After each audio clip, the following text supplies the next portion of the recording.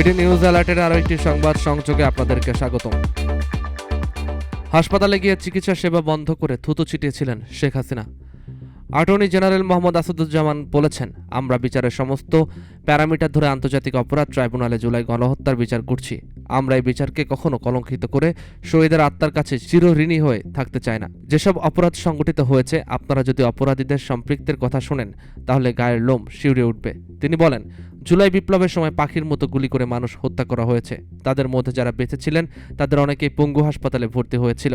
সে সময় হাসপাতালে দেখতে গিয়েছিলেন তৎকালীন ফ্যাসিস্ট সরকারের প্রধান শেখ হাসিনা। সেখানে সমস্ত মিডিয়ার প্রবেশ বন্ধ করে ভিতরে ঢুকে আর্তনাদ করা অসুস্থ পঙ্গু গুলিবিদ্ধ মানুষের ওপরে থুতু ছিটিয়েছিলেন শেখ হাসিনা। সোমবার 30 জুন বিকালে মৌলভীবাজার জেলা আইনজীবী সমিতির বার ভবনের ভিত্তিপ্রস্তর অনুষ্ঠানে তিনি এসব কথা বলেন।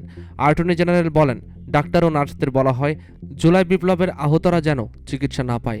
আমরা এমন একটি কালো অধ্যায় পার করে এসেছি, ওখানে যাদের সাথে এ আচরণ করা হয়েছে তারা সহ প্রত্যক্ষদর্শী নার্স ডাক্তাররাও সাক্ষী দিতে প্রস্তুত। অ্যাটর্নি জেনারেল আরও বলেন, বাংলাদেশ বিচার বিভাগকে হত্যার মহাভিলেন ছিলেন কুলাঙ্গার জাস্টিস ABM খায়রুল হক। ত্রয়োদশ সংশোধনীর মাধ্যমে দেশে দিনের ভোট রাতে কাস্ট করার কালচার চালু হয়েছিল। এই সংশোধনের রায়ের মাধ্যমে বাংলাদেশের মানুষ ভোটাধিকার হরণ করা হয়েছিল। দেশে অবিচারের বীজ বপন করা হয়েছে। দেশে খুনের রাজনীতি চালু হয়েছে।